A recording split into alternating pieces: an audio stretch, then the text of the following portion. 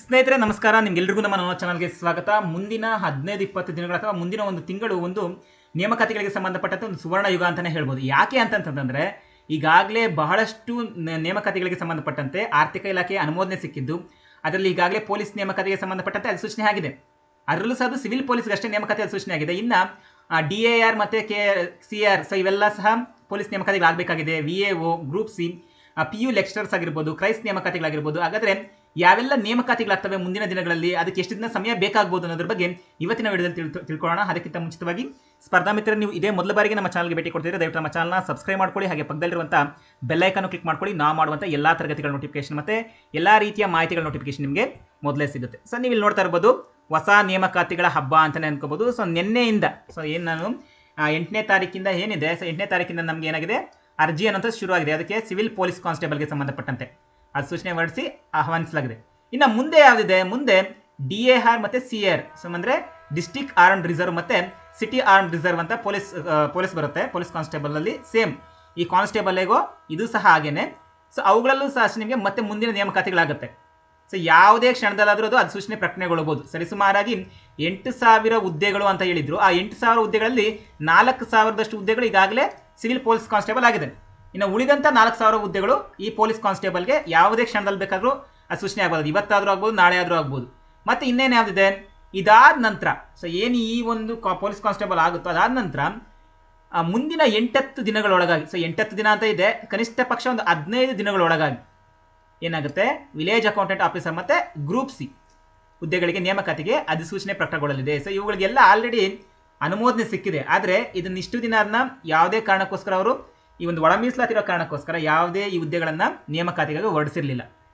ತದನಂತರ ಇದೇ ತಿಂಗಳಲ್ಲಿ ಅಥವಾ ಈ ತಿಂಗಳ ಕೊನೆಯಲ್ಲಿ ಈ ಕ್ರೈಸ್ಟ್ ವಸತಿ ಶಾಲೆ ಅನ್ನೋಂಥದ್ದು ಏನಿದೆ, ಮತ್ತೆ ಸರ್ಕಾರಿ ಶಾಲಾ ಶಿಕ್ಷಕರ ನೇಮಕಾತಿ ನೋಡಿ, ನಾನು ಈಗಾಗಲೇ ನನ್ನ ಹಿಂದಿನ ವಿಡಿಯೋದಲ್ಲಿ ಹೇಳಿದ್ದೀನಿ, ಶಾಲಾ ಶಿಕ್ಷಕರ ನೇಮಕಾತಿ ಯಾವಾಗುತ್ತೆ ಅದನ್ನ ಡಿಲೇ ಆಗುತ್ತೆ ಅಂತಲೂ ಹೇಳಿದ್ದೀನಿ.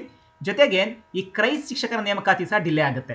ಏನಕ್ಕೆ ಅಂತಂದ್ರೆ ಇದಕ್ಕೆ ಆರ್ಥಿಕ ಅನುಮೋದನೆ ಸಿಕ್ಕಿದೆ ನಿಜ, ಆದರೆ ಅದರಲ್ಲಿ ಕೆಲವೊಂದಿಷ್ಟು ಬದಲಾವಣೆಗಳು ತರಬೇಕಾಗಿದೆ. ಆ ನೀತಿ ನಿಯಮಗಳಲ್ಲಿ ಕೆಲವೊಂದಿಷ್ಟು ಬದಲಾವಣೆಗಳು ತರಬೇಕಾಗಿರೋದ್ರಿಂದ ಸೊ ಈ ಒಂದು ನೇಮಕಾತಿ ಡಿಲೇ ಆಗ್ತಿರೋದು ಇದೇ ಕಾರಣಕ್ಕೋಸ್ಕರ. ಇನ್ನು ಅವರಿಗೆ ಆರ್ಥಿಕ ಅನುಮೋದನೆ ಎಲ್ಲ ಕಂಪ್ಲೀಟ್ ಆಗಿ ಸಿಕ್ಕಿದೆ. ಇನ್ನು ಸರ್ಕಾರಿ ಶಾಲಾ ಶಿಕ್ಷಕರ ನೇಮಕಾತಿಗೆ ಸಂಬಂಧಪಟ್ಟಂತೆ ಇದಕ್ಕಿನ್ನ ಆರ್ಥಿಕ ಅನುಮೋದನೆ ಸಿಕ್ಕಿಲ್ಲ. ಜೊತೆಗೆ C&R ರೂಲ್ಸ್, ಎಸ್ಪೆಷಲಿ ಹೈಸ್ಕೂಲ್ ಶಿಕ್ಷಕರ ನೇಮಕಾತಿಗೆ ಆ C&R ರೂಲ್ಸ್ ಅನ್ನುವಂಥದ್ದು ಬಿಡುಗಡೆ ಮಾಡಿಲ್ಲ. ಆ ಬಿಡುಗಡೆ ಮೇ ಬಿ ಇನ್ನು 1 ಅಥವಾ 2 ದಿನಗಳ ಕಾಲದಲ್ಲಿ ಬಿಡ್ತಾರೆ. ಸೊ ಅದನ್ನ ಬಿಟ್ಟ ನಂತರ ಆ ಸರ್ಕಾರಿ ಶಾಲಾ ಶಿಕ್ಷಕರ ನೇಮಕಾತಿಗೂ ಅದು ಸೂಚನೆ ಆಗುತ್ತೆ. ಜೊತೆಗೆ ಅದಕ್ಕಿಂತ ಮುಂಚಿತವಾಗಿ ನಾನು ಲಾಸ್ಟ್ ವಿಡಿಯೋದಲ್ಲೂ ಹೇಳಿದೆ, ಕ್ರೈಸ್ಟ್ ಶಿಕ್ಷಕರ ವಸತಿ ಶಾಲಾ ನೇಮಕಾತಿಗಳು ಆಗೇ ಆಗ್ತವೆ. ಸೊ ನಾವು ಇದರ ಮೇಲೆ ಹೆಚ್ಚು ಗಮನ ಹರಿಸಿ. ಸೊ ಯಾರೆಲ್ಲ ಇಂಗ್ಲೀಷ್ ಮೀಡಿಯಮಲ್ಲಿ ನೀವು ಟೀಚ್ ಮಾಡಬೇಕು ಅಂತ ಅಂದ್ಕೊಂಡಿರ್ತೀರೋ, ಸೊ ಕ್ರೈಸ್ಟ್ ವಸತಿ ಶಾಲೆಗಳಲ್ಲಿ ಭಾಳಷ್ಟು ದಿನಗಳಾದಮೇಲೆ ಸೊ ಒಂದು ನೇಮಕಾತಿ ಆಗ್ತಾ ಇದೆ. ಸೊ ಅದಾದ ನಂತರ PU ಲೆಕ್ಚರರ್ಸ್ದು. ಸೊ ಭಾಳ ಜನ ಕೇಳ್ತಾರೆ, ಸರ್ ಲೆಕ್ಚರರ್ಸ್ ಬಗ್ಗೆ ಯಾರು ಇನ್ಫಾರ್ಮೇಷನ್ ಕೊಡ್ತಿಲ್ಲ, ದಯವಿಟ್ಟು ಇನ್ಫಾರ್ಮೇಷನ್ ಕೊಡಿ ಅಂತ.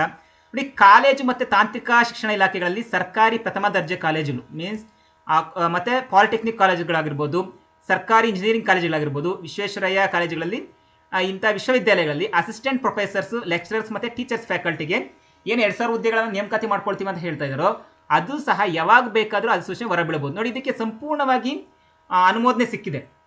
ಸೊ ಇದು ಯಾವ ಕ್ಷಣದಲ್ಲಿ ಬೇಕಾದರೂ ಈ ನೋಟಿಫಿಕೇಶನ್ ಸಹ ಹೊರಗಡೆ ಬೀಳಬಹುದು. ಅಂದರೆ ನಾನು ಈಗಾಗಲೇ ಹೇಳ್ತಿದ್ದೀನಿ, ನೀವು ಅರ್ಥ ಮಾಡ್ಕೊಳ್ಳಿ. ಈಗ ಕ್ರೈಸ್ಟ್ ನೇಮಕಾತಿಗಳಂದ್ರೆ ನಾನು ಈಗಾಗಲೇ ಇಲ್ಲ, ಇದನ್ನ ಒಂದು 15 ದಿನ ಡಿಲೇ ಆಗುತ್ತೆ, 1 ಮಂತ್ ಡಿಲೇ ಆಗುತ್ತೆ ಅಂತ ಹೇಳ್ತಾ ಇದ್ದೀನಿ. ಬಟ್ ಆದರೆ ಇದು ಆ ರೀತಿಯಾಗಲ್ಲ. ಸೊ ಈ ಪ್ರೊಫೆಸರ್ ಲೆಕ್ಚರರ್ಸ್ ಹುದ್ದೆಗಳಿಂದವೋ ಸೊ ಅದು ಯಾವ ಕ್ಷಣದಲ್ಲಿ ಬೇಕಾದರೂ ಹೊರಗಡೆ ಬರಬಹುದು.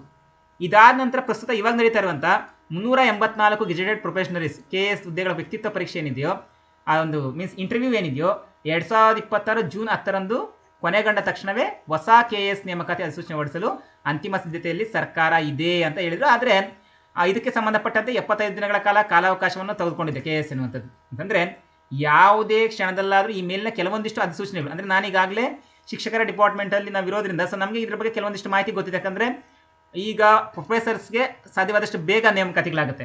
ಅದಾದ ನಂತರ ಹೇಳ್ತಾ ಇದ್ದೀನಿ, ಅದಾದ ನಂತರ ಆಗುವಂಥದ್ದೇ ಕ್ರೈಸ್. ಸೊ ಕ್ರೈಸ್ ಆದ ನಂತರ ಆಗುವಂಥದ್ದೇ ನಮ್ಮ ಶಾಲಾ ಶಿಕ್ಷಕರಿಗೆ ಸಂಬಂಧಪಟ್ಟಂತೆ.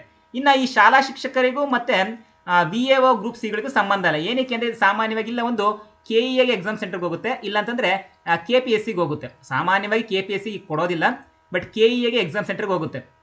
ಆದರೆ ಈ ಶಾಲಾ ಶಿಕ್ಷಕರ ನೇಮಕಾತಿಗಳಿಗೆ ಸಂಬಂಧಪಟ್ಟಂತೆ ಕ್ರೈಸ್ ಸಹ KPSC ಡಿಪಾರ್ಟ್ಮೆಂಟ್ಗೆ ಹೋಗುತ್ತೆ. ಆದರೆ ನಮ್ಮ ಶಾಲಾ ಶಿಕ್ಷಕರ ನೇಮಕಾತಿ ಅನ್ನುವಂಥದ್ದು CSE ಸೆಲ್ ಮಾಡುತ್ತೆ. ಈಗೆಲ್ಲ ನೀವೆಲ್ಲ TET ಬರೆದಿರ್ತಾರೆ, ಟೀಚರ್ಸ್ ಎಲ್ಲ ನಿಮ್ಗೆ ಗೊತ್ತಿರುತ್ತೆ.